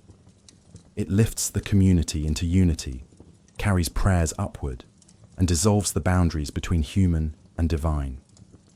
Yet music also belonged to ordinary days. Flutes may have been played in homes after meals, their melodies lulling children to sleep. Farmers may have sung as they sowed seeds, keeping rhythm with their work. Fishermen may have blown conches to signal to one another across the waves. The same instruments that sanctified ritual also softened daily toil, turning tasks into moments of beauty. When archaeologists uncovered Caral's instruments, they were astonished. To find not just one flute but dozens, carefully tuned, spoke of a culture that valued sound deeply. These were not toys or curiosities. They were central to life. Some instruments even show wear, their holes polished smooth by years of fingers. This is the trace of human intimacy. Not just objects buried in earth, but tools once pressed to lips, once filled with breath. It is humbling to realize that though the players are long gone, their voices can still be imagined. Modern researchers have even tried to play replicas of Caral's flutes. The tones produced are sharp and bright, sometimes dissonant to modern ears, yet strangely compelling. They suggest scales and harmonies different from our own, music shaped by a worldview not bound to Western notes. To Caral's people, these sounds may have mirrored nature, bird calls, wind through reeds, waves crashing. Music was not separate from the world, it echoed it. In a society without writing, music also served as memory. Songs could encode stories, chants could preserve prayers, rhythms could mark time. Children learned culture not from books, but from melody. To sing was to remember. Perhaps entire myths were once sung in Caral, their verses carried across generations, lost to us now, except in faint archaeological traces. Music also marked identity. A village by the coast may have favored deep conch calls. A highland group may have carried flutes tuned differently. When traders met in Caral's plazas, they did not just exchange goods, they exchanged sounds. Each note was a sign of who they were and where they came from. In this way, Caral was not only a hub of trade, but a crossroads of music, a place where different voices blended into harmony. Why did music matter so much? Because sound is power. A note can command, comfort, inspire, or terrify. In Caral, music was a tool to shape emotion, to guide ritual, to bind community. When flutes rose in the night, the people knew they were part of something vast. When drums beat, they felt the earth's pulse. When conches thundered, they sensed the sea itself had spoken. Music was not decoration, it was essence. From Caral's music, we learn that civilization is not only walls and stones, but songs and rhythms. That culture is not built solely by architects, but by musicians whose notes linger long after buildings crumble. Caral reminds us that to be human is to make sound, to find meaning in melody, to lift the voice in the face of silence. The plaza quiets, fires fade to embers, but one flute lingers, played softly by a lone figure under the stars. Its high note drifts into the desert night, fragile and eternal. Somewhere in the distance, a conch answers, low and resonant. Together, the two voices hang in the air, weaving a song older than writing, older than history, reminding us that even in the first cities, music was already the language of the soul. When we think of pyramids, most minds jump immediately to Egypt, the soaring stone monuments of the Nile. But long before the world knew of those desert giants, in a quiet Peruvian valley, the people of Caral were already shaping their own monumental forms. They did not build with marble or granite. They had no chisels of bronze, no iron hammers, no beasts of burden to drag massive blocks. And yet they raised pyramids, plazas, amphitheatres, and stairways, structures that still stand after 5,000 years of wind, rain, and earthquake. The question is simple: how? The answer reveals not only the ingenuity of Caral's builders, but their vision, the way they imagined space, community, and permanence. At first glance, Caral's pyramids may seem modest compared to Egypt's, but their construction hides brilliance. Instead of massive cut stones, the builders of Caral used a system both simple and ingenious: shikras. Shikras were woven bags made from plant fibers, filled with stones gathered from the nearby riverbed. Each bag could be carried by 2 people, then laid into the pyramid like a block. Layer by layer, bag by bag, the pyramids rose. This method solved multiple problems at once. It made construction manageable, no need for heavy lifting or complex machinery. It stabilized the structure. Bags shifted slightly under pressure, absorbing movement. Most impressively, it made the pyramids resistant to earthquakes, which often shook the region. Even today, after millennia of tremors, the pyramids of Caral still stand. Their secret lies in thousands of humble bags of stones woven by many hands. Caral's pyramids were not random piles of rock. They were carefully designed, aligned with plazas, staircases, and ceremonial spaces. Each one had a function within the city's grand plan. The Pyramid of the Sunken Court, for instance, included a circular plaza at its base, where gatherings and rituals were held.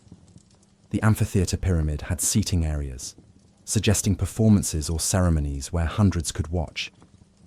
Every angle, every stair, every plaza was chosen with care. These were not fortresses or houses. They were stages. Architectural theatres, where the community enacted its rituals, reaffirmed its unity, and touched the sacred. Some researchers believe Caral's builders even oriented their structures to celestial events. Alignments suggest a sensitivity to the sun's path, the solstices, and the stars.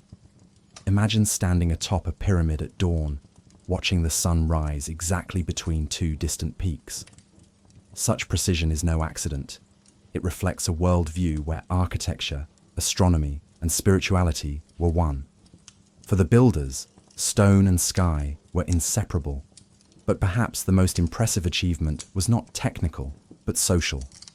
To build a pyramid of shikras required enormous labor: cutting reeds, weaving bags, carrying stones, stacking, aligning. None of this was possible without coordination.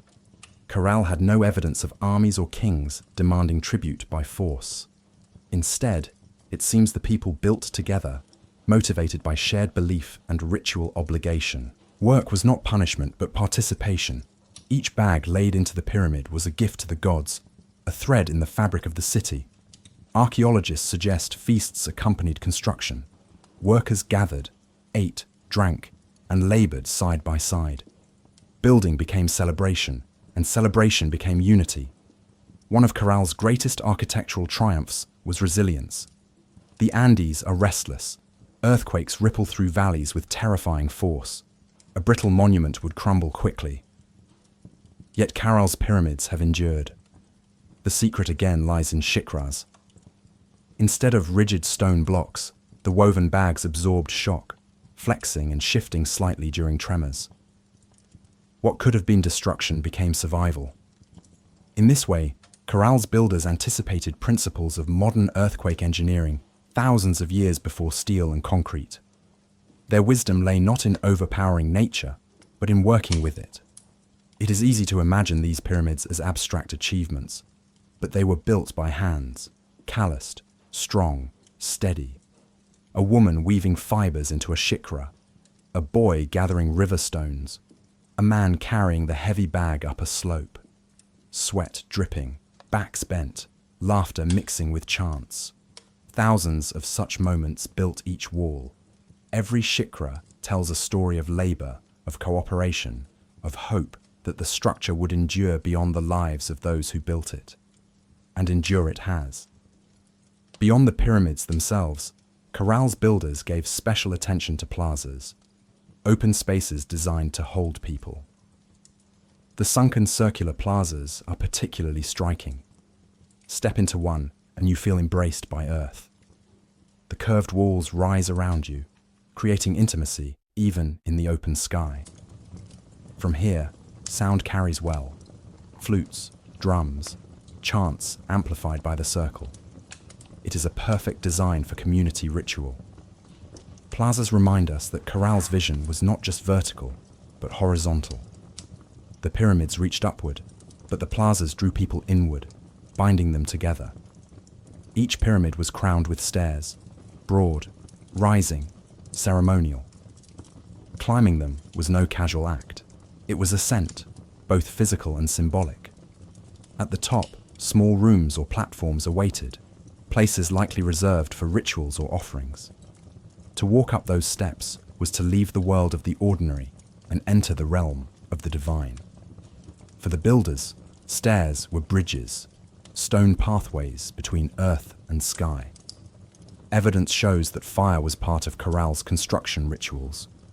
Burnt offerings were discovered in foundation layers, charred bones, ashes and shells, placed as the first stones were laid. This suggests that each pyramid was not just a building, but a consecrated act. Fire purified, smoke carried prayers, and the very foundation became holy. The pyramid did not begin as an empty wall. It began as a sacrifice. What drove Caral's builders? Not wealth, not conquest. There are no signs of fortifications, no weapons buried in walls. Instead, the energy went into ritual, into music, into plazas. The vision was not domination, but connection. Between people, between humans and gods, between earth and sky. The pyramids of Caral were not tombs or fortresses. They were living stages, always in use, always alive with ceremony. Walk through Caral today and you see the ruins, pyramids reduced to eroded mounds, plazas filled with sand. But in your mind's eye, rebuild them. See hundreds of people carrying shikras. Hear the rhythm of hammers, the hum of chants. Smell the reed fibers, the sweat, the smoke of offerings. Feel the ground shake with drums as ceremonies mark each layer completed. This was no solitary vision. It was a city built by many hands, guided by shared purpose. From Caral's builders we learn that greatness does not always mean scale. It means resilience, cooperation, vision. It means building not just structures, but communities that endure. Their pyramids may lack the polished grandeur of Egypt's, but they embody wisdom suited to their land, flexible, communal, sacred. They stand not as monuments to rulers, but as monuments to a people united. The sun sets over the Soup Valley. Workers lay down their last shikras for the day, hands sore, backs tired. They gather in the plaza, eating maize and fruit, laughing under the stars. Behind them, the pyramid rises, unfinished yet already eternal. They do not know that 5,000 years later, strangers will marvel at their work. They only know that together, they have built something that touches both earth and sky.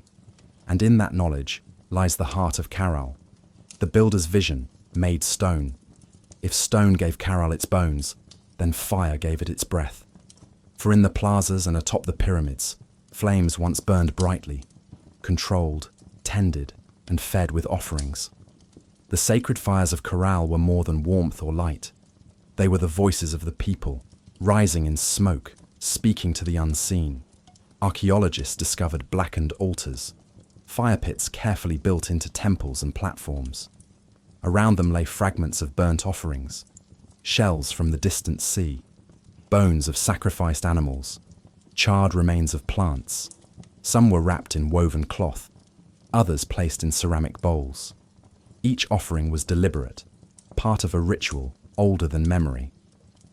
But why fire? Why did the builders of Caral gather to light flames in the desert night?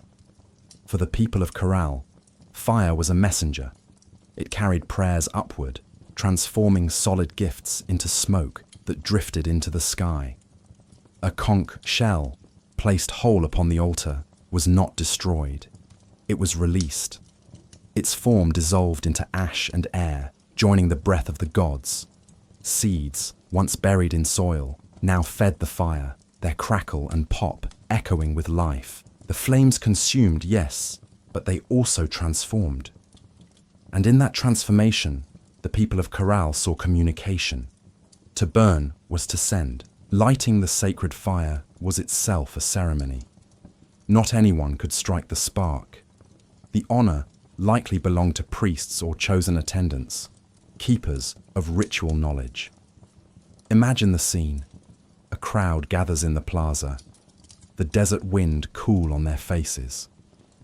The priest kneels by the altar, bow drill in hand, spinning wood against wood. The smell of heated fibers rises. A wisp of smoke curls, then a spark glows. Carefully, the ember is fed into dried grass. It bursts into flame. The crowd exhales in unison. The fire lives. Drums begin to beat. Flutes answer. The fire becomes the heart of the gathering, pulsing, roaring, dancing. What did they place into the fire? The evidence tells a story.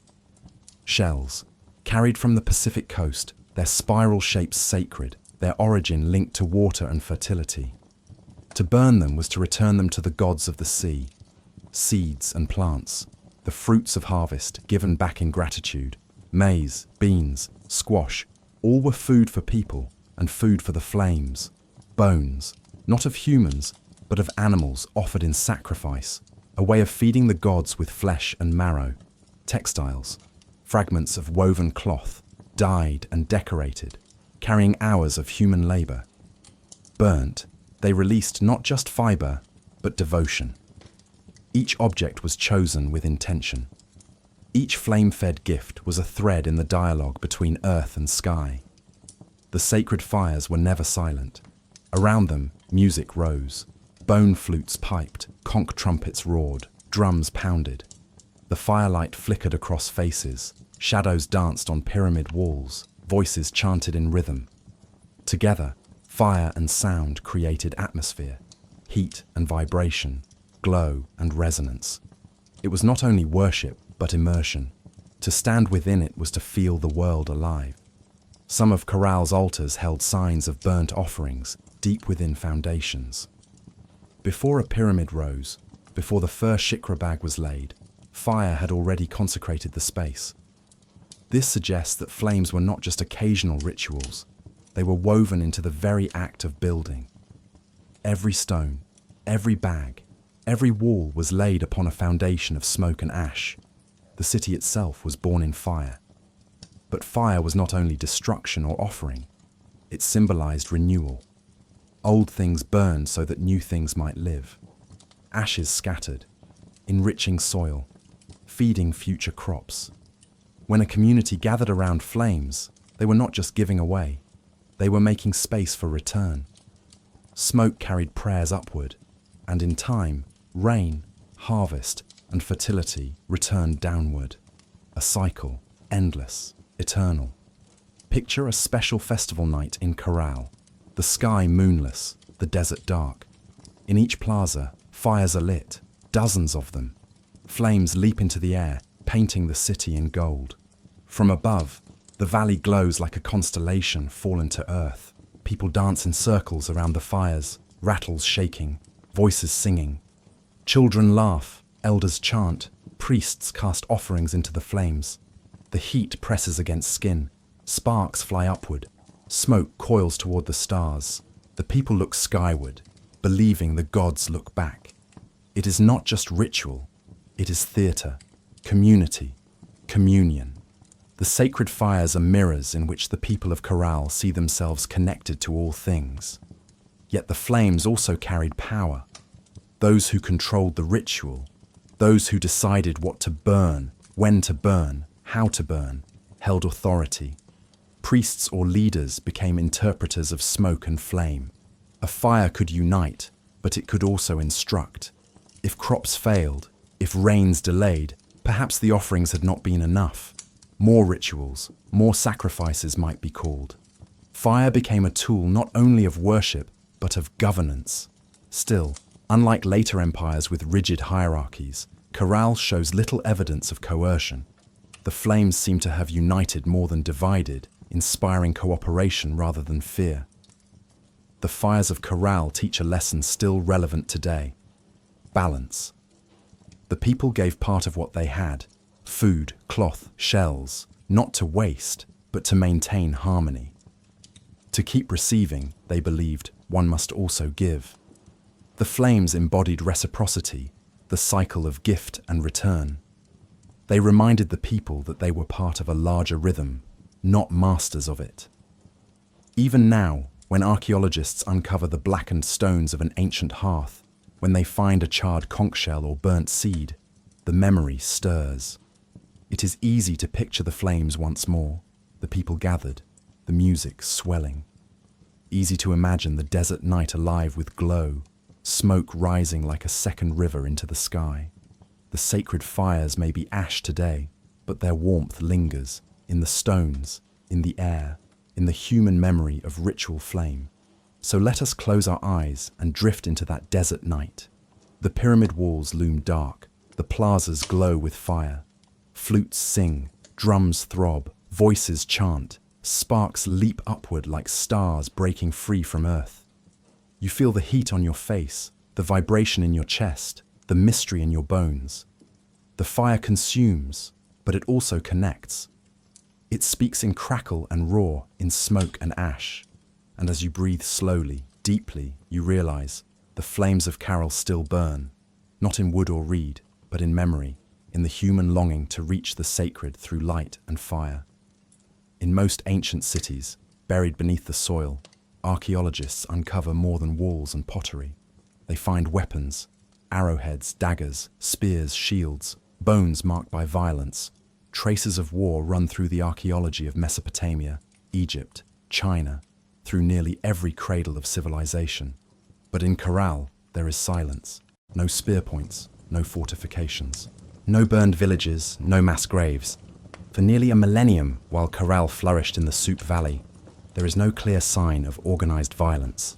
The city rose, thrived, and endured not through conquest, but through harmony. This absence is more than curious. It is extraordinary, and it raises the question: how did Caral achieve what so many civilizations could not? The first thing one notices about Caral is openness. Unlike later Andean settlements with fortresses and defensive walls, Caral's pyramids and plazas are unguarded. The desert stretches wide, the river flows gently, and the city seems to welcome rather than repel. Its staircases rise without gates. Its plazas lie exposed beneath the sky. Its pathways lead in and out without checkpoints. This was not a city built in fear. To walk through Caral was to move freely, unshadowed by towers or weapons. The architecture itself suggests confidence, a society secure in peace. If Caral did not conquer, how did it thrive? The answer lies in trade. From the Pacific coast came anchovies and shellfish, dried and salted to last the journey inland. From the highlands came wool, obsidian, and precious minerals. From nearby valleys came fruits, vegetables, and herbs. Caral stood at the center of this network. Its plazas and pyramids were not only ritual spaces, but also symbols of prestige, drawing people from many regions. Trade created relationships, and relationships built peace. Where others might have taken by force, Caral received by exchange. Reciprocity replaced conquest, but trade alone cannot explain centuries without war. The deeper glue was ritual. Music, dance, feasting, and fire brought people together. Ceremonies allowed farmers, fishers, and herders to see themselves as part of one community. Shared belief smoothed conflict before it could grow sharp. Imagine two groups arriving at Caral, one from the coast, one from the highlands. They might differ in dress, in language, in custom. But in the plaza, under the sound of flutes and the glow of sacred fires, they participated in the same rhythm. They danced in circles, ate from the same pots, offered gifts to the same gods. Differences blurred, unity grew. Where ritual is strong, war has little room to root. Another striking fact: there is no evidence of kings in Caral, no statues of rulers trampling enemies. Leadership seems to have been religious rather than militaristic. Priests and spiritual figures organized labor, ceremonies, and construction, not generals commanding soldiers. Authority came from guiding harmony, not enforcing domination. This does not mean Caral was without hierarchy. Someone decided where pyramids were built and when rituals were held. But power flowed through persuasion, not through weapons. Excavations at Caral yield no arrowheads, no daggers designed for war. Stone tools abound, yes, but they are tools for building, farming, fishing. Knives for cutting reeds, scrapers for cleaning fish, hammerstones for breaking rock. Implements of creation, not destruction. The skeletons unearthed show no mass injuries from battle, no skulls split by clubs, no bones pierced by spears. The dead of Caral seem to have lived and died in peace. This silence of violence is louder than any artifact. Of course, Caral's people face challenges.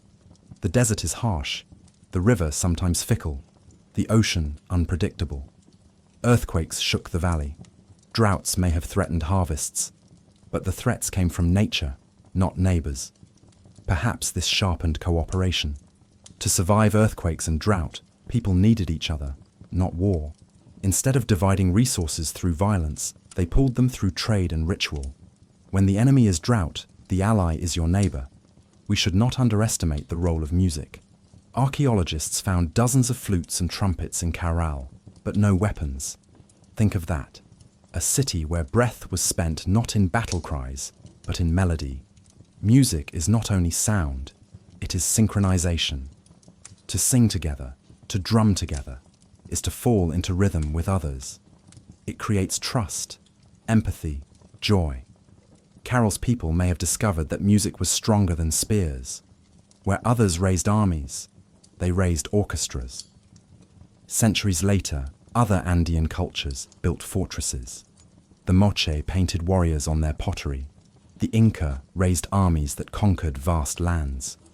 Violence eventually came to the Andes, but Caral stands apart as an experiment in another path. A reminder that civilizations do not have to begin with conquest. They can begin with exchange, music, and flame. Perhaps Caral's model was fragile. Perhaps it required balance too delicate to last forever. But for nearly 1,000 years, it worked. That longevity is itself astonishing. Sometimes history is written in what we find, but sometimes it is written in what is missing. At Caral, the missing weapons, missing walls, missing signs of slaughter tell a story as clearly as any inscription.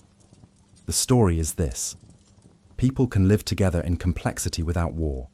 They can raise cities, build pyramids, trade across regions, perform ceremonies, and thrive without ever raising an army. It challenges the assumption that violence is inevitable. Caral whispers that another way is possible. Picture a day in Caral. Farmers return from the fields, carrying baskets of beans. Fishermen arrive from the coast, nets heavy with anchovies. Traders from the highlands bring wool and obsidian. They gather in the plaza. Goods are exchanged, fires lit, music begins. Children chase each other among the stairways.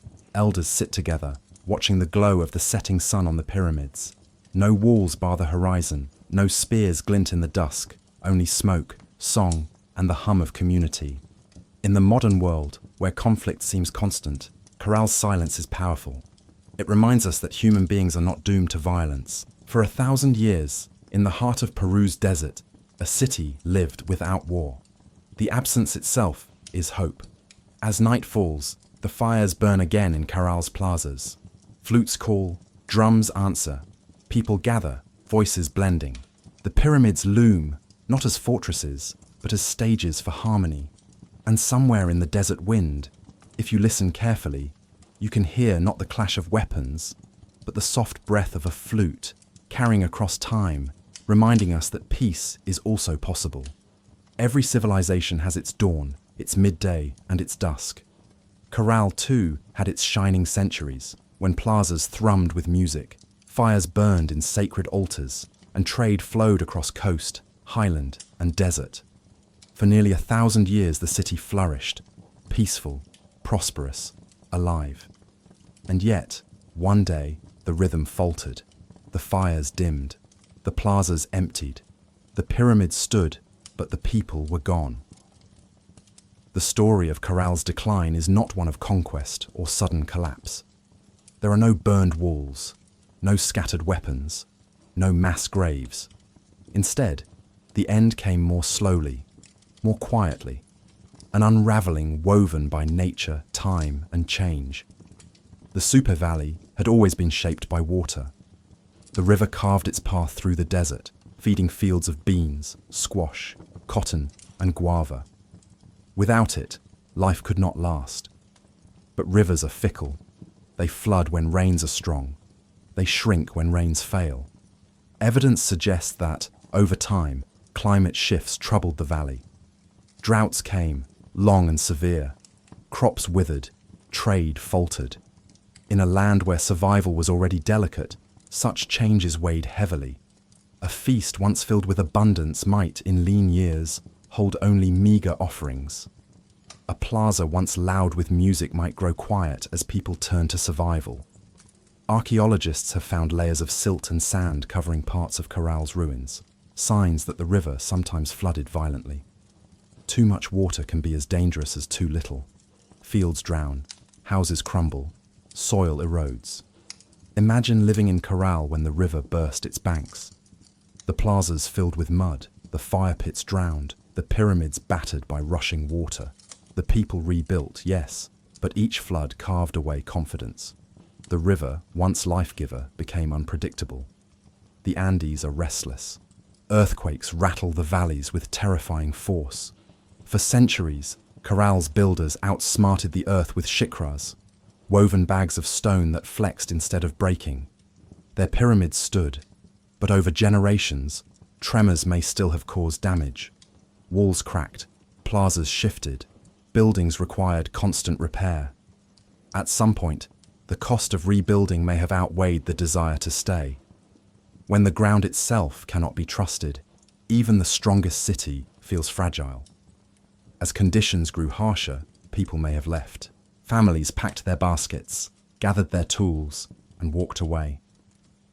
Some followed the river downstream to seek new fertile land. Others climbed into the highlands, searching for cooler valleys.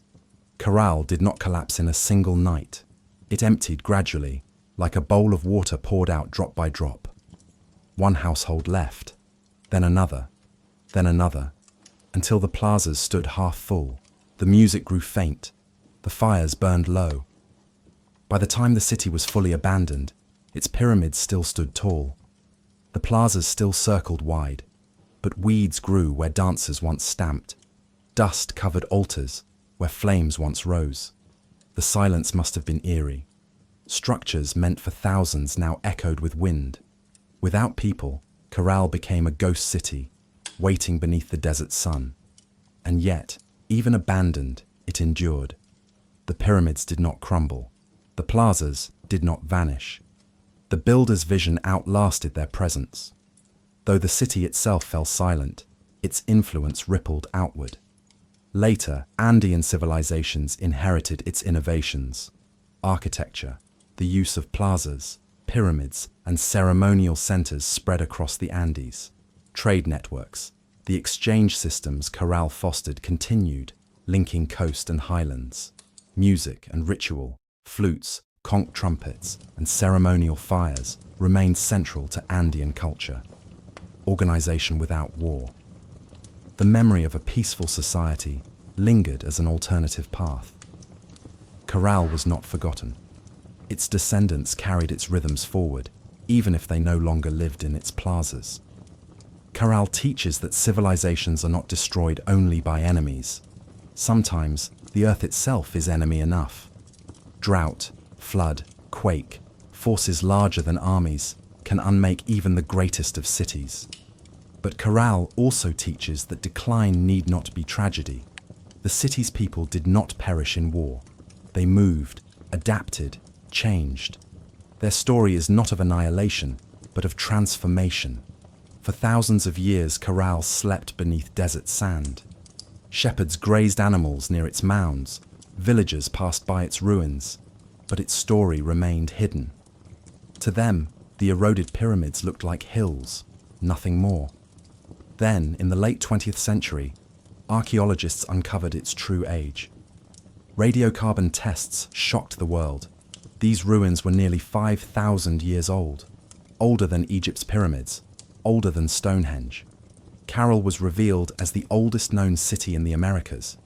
The silence of millennia gave way to astonishment. The ghost city had spoken again.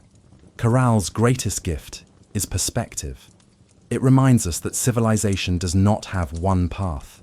It does not always begin with armies, conquest, or kings. It can begin with music, trade, fire, and peace. It also reminds us that human creations, if built with care, can endure. Even without steel or wheels, Caral's pyramids still rise. Even without writing, its music still echoes in bone flutes. Even without war, its society flourished for centuries. Caral whispers across time. Another world was possible, and perhaps still is. Stand in Caral today. The desert wind blows, the river glimmers faintly. The pyramids rise in silence, their shikras hidden beneath layers of sand. Close your eyes, and the city returns. Fires crackle in plazas, flutes sing, drums pound, voices chant. Trade caravans arrive with goods, children chase each other, elders bless the crops. Life flows once more. Then open your eyes. The silence remains. But now, you understand that the silence is not emptiness. It is memory. Caral's people are gone, but their vision endures, in stone, in soil, in us. Now, dear traveller, the journey is complete. We have walked through Caral's plazas, climbed its pyramids, and listened to the soft notes of ancient flutes carried on desert winds. We have watched the fires rise in sacred circles, felt the ground tremble beneath the Andes, and seen the river both nourish and threaten. And now, the people of Caral have taken their leave. Their homes are empty, their music faded, yet their spirit remains, woven into stone, into earth, into memory. What they built was not destroyed in war, nor swallowed by fire. It simply passed, like the setting of the sun. As you rest, imagine yourself lying under the same sky the people of Caral once knew. The stars they watch still shine above you, steady and eternal. The river still winds its silver thread through the valley. The pyramids, though quiet, still rise, guardians of stories whispered across 5 millennia. Breathe slowly, as though inhaling the cool desert air at night.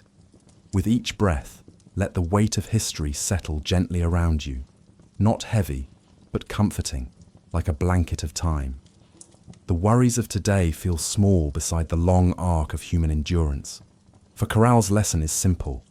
Life changes, rivers shift, cities rise and fall.